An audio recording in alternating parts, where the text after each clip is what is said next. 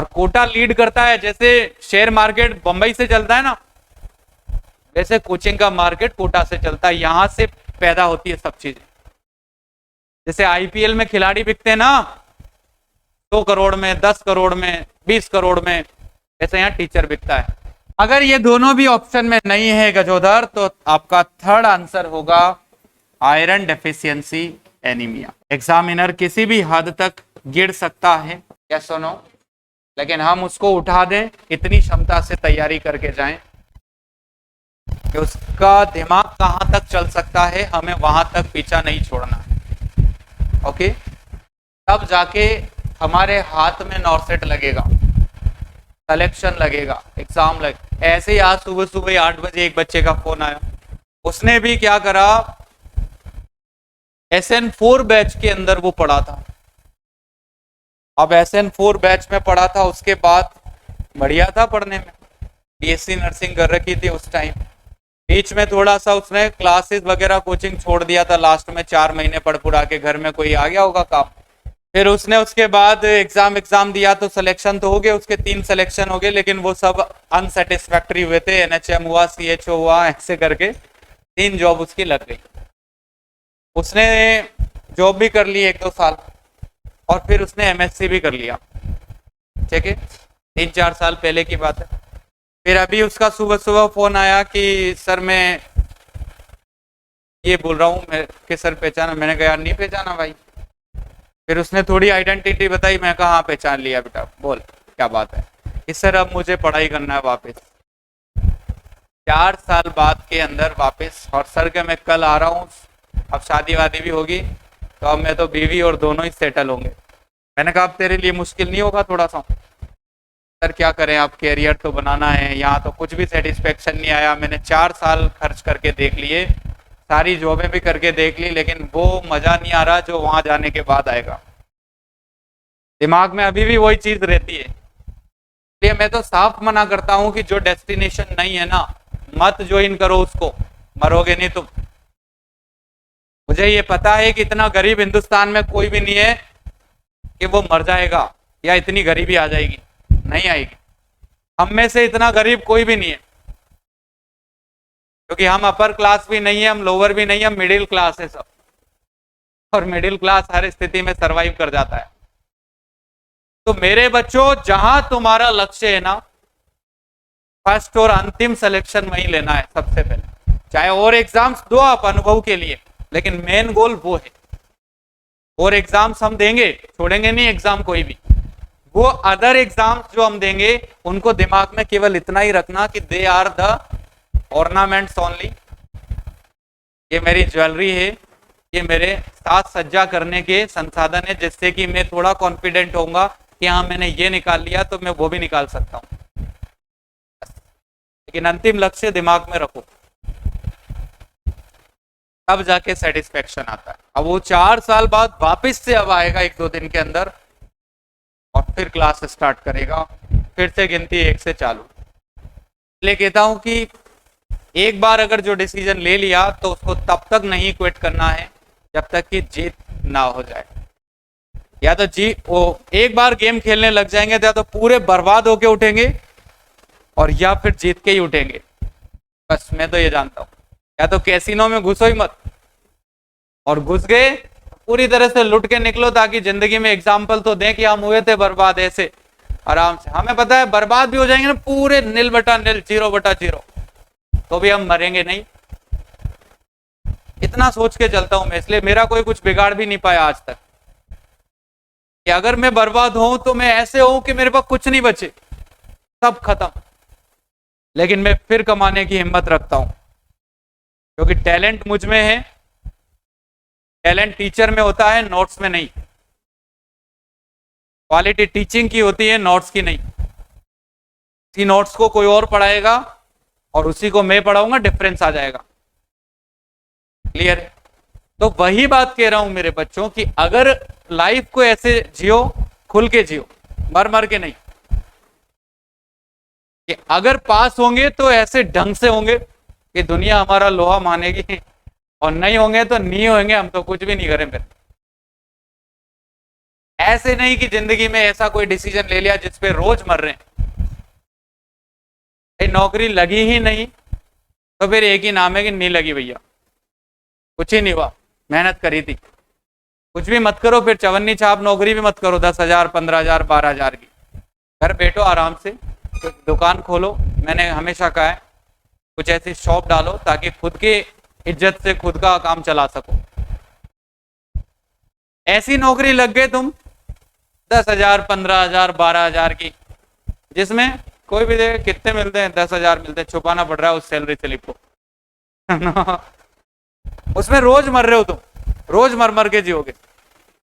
रोज नौकरी जाओगे, रोज ही टेंशन होगी, अरे यार ये फिर वही तनख्वाह क्या आती है 10-12,000, सेटिस्फेक्शन आएगा ही नहीं।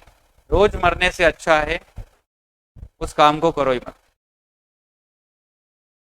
और मैं ये तो जानता हूं कि अगर इंसान किसी चीज के पीछे पड़ जाए तो वो इंसान उसके पकड़ से बच नहीं सकती। वो एक दिन हासिल कर ही लेगा उस लक्ष्य को, अगर वो ठान ले तो।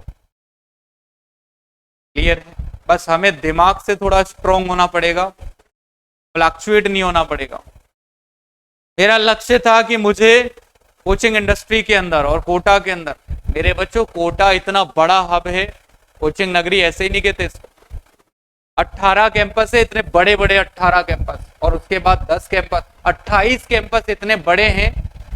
पूरे जयपुर में जितनी कोचिंगें हैं ना, वो तो एक कोचिंग में समा जाए यहाँ पे। अगर आप यहाँ की कोचिंग इंस्टीट्यूट्स की बिल्डिंग देखोगे ना, जितनी गोपालपुरा बाईपास पे 5 किलोमीटर में कोचिंगें हैं, वो सारी कोचिंगें यहाँ की एक बिल्डिंग में समा जाए। अगर एलन की एक बिल्डिंग भी आप देख लेंगे ना ढंग से अंदर जाके, तो एक ही बिल्डिंग के अंदर पूरी कोचिंगें समा जाए, पूरा जयपुर साफ हो जाए। इसलिए कोटा को कोचिंग इंडस्ट्री कहते हैं। और कोटा लीड करता है, जैसे शेयर मार्केट बंबई से चलता है ना, वैसे कोचिंग का मार्केट कोटा से चलता है। यहां से पैदा होती है सब चीजें। जैसे आईपीएल में खिलाड़ी बिकते हैं ना 100 करोड़ में, 10 करोड़ में, 20 करोड़ में, ऐसे यहाँ टीचर बिकता है। बात समझ में आई? जैसे आईपीएल में टीचर, वहां खिलाड़ी बिकता है ना, सौरव गांगुली बिक गया जैसे कि 1 करोड़ में, 4 करोड़ में आईपीएल खेलेगा अब उस कंपनी के लिए। यहाँ टीचर बिकता है कि अब एलन के लिए खेलेगा, कि बंसल के लिए खेलेगा, जे सर बिक गए, ये हो गया वो हो गया। कोचिंग वालों के इस तरह के व्हाट्सएप ग्रुप होते हैं, या रोज इंफॉर्मेशन इस तरह की आती है कि आज ये सर है इतने करोड़ में बिक गए ना, बढ़िया हुआ और बिको। यहाँ ऐसे चलता है मेरे बच्चों। कोटा के जैसा एजुकेशन एनवायरनमेंट और ऐसा कोचिंग के मामले में सीना तान के चैलेंज करने वाला कहीं भी नहीं है पॉसिबल, चाहे जयपुर हो या बंबई हो या दिल्ली हो। आज आप कहीं भी हिंदुस्तान की किसी सिटी में चले जाओ, जैसे बॉम्बे में चले गए आप, और वहां जाके बोल दो कि मैं जयपुर से हूं, कोई नहीं पहचानने वाला आपको कि कहाँ है ये जयपुर। यूं बोलेंगे कहाँ है भाई, कौन से स्टेट में पड़ता है? भारत में 36 से 40 स्टेट है, उसमें जयपुर जैसी 56 सिटियां हैं। कोई नहीं पहचानेगा, ये बोलेगा कहाँ है जयपुर। मैं छत्तीसगढ़ से गया था पीजी करने, वहां मैंने कहा कि भाई मैं जयपुर से हूँ, कहाँ है, कौन से स्टेट में पड़ता है? फिर मैंने कहा कि मैं परमानेंट कोटा से हूँ। भाई साहब चाय पिलाई उन्होंने घर में बिठा के। और उसके बाद वो पीछे पीछे घूमना शुरू कर देते हैं। आप पूरे वर्ल्ड के अंदर कहीं भी जाके ये बोल देना कि मैं कोटा से हूँ, चाय पिलाएंगे और पीछे पीछे घूमना शुरू कर देंगे कि हमारा बच्चा भी वहां पढ़ रहा है सर, ऐसे ऐसे वहां पे काम कर रहा है और ऐसे पढ़ाई कर रहा है सर, उसको थोड़ा देख लेना, नंबर देंगे, आपके नंबर लेंगे, चाय वाय पिलाएंगे।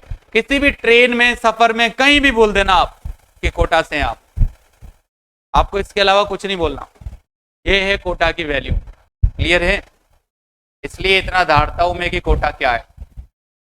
समझने वाला समझता है, नहीं समझता है उसको नहीं समझना है। बाकी कोटा क्या है मेरे बच्चों, वो कोई नहीं पहचान सकता, वो तो कम से कम समझ नहीं सकता जो नहीं जानता है। मैं जानता हूं कि कोटा में क्या है। ऐसी 28 कोचिंग है यहाँ पर, और एक कोचिंग का कैंपस ऐसा है मेरे बच्चों जैसा एम्स होता है। इतना बड़ा एम्स होता है ना, इतना बड़ा कोचिंग होता है यहाँ पर। हकीकत में आप देखेंगे तो अभी हुगली का बन जाएगा थोड़े दिन में, थोड़े दिन और रुकना पड़ेगा, साल 2 साल में बन जाएगा। इतना बड़ा कैंपस बनेगा कि नर्सिंग के अंदर तो इमेजिन नहीं किया होगा अभी लोगों ने कि नर्सिंग के अंदर कोचिंग क्या होती है। तो ऐसे झोपड़ियों में कोचिंग चलाते ना, अंट किराए के क्या थोड़ा सा ले लिया कमरा और उसमें कोचिंग चालू कर दी, क्या कर दिया, तो नहीं, ये भी खड़ा किया है तो ये भी खुद के दम पे खड़ा किया है। ऐसे नहीं कि किसी के यहाँ पे कुछ भी ले लिया और सामान पटक लिया और वहाँ कोचिंग चालू कर दी, ऐसे नहीं होता है। यहाँ पे कोचिंग का बहुत बड़ा वाला पैशन होता है, दिमाग के अंदर जोश होता है, जुनून होता है। और फिर लड़ाई होती है रिजल्ट वाली कि आपने कितने स्टार निकाले, बताओ कि हमने इतने निकाले।